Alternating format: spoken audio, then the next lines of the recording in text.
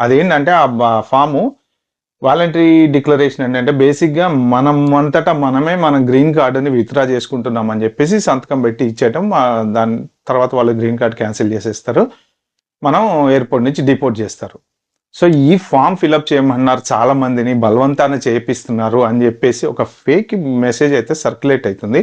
So ఒక్కసారి మీరు ఈ మెసేజ్ వినండి, తర్వాత మళ్ళీ మనం మాట్లాడదాం. Did you know that officers at the port of entry into the United States are at times stopping permanent residents entering the United States and asking them to sign a document to abandon their permanent resident status? What does this mean? This means that they can deny your entry and send you back to your country of origin.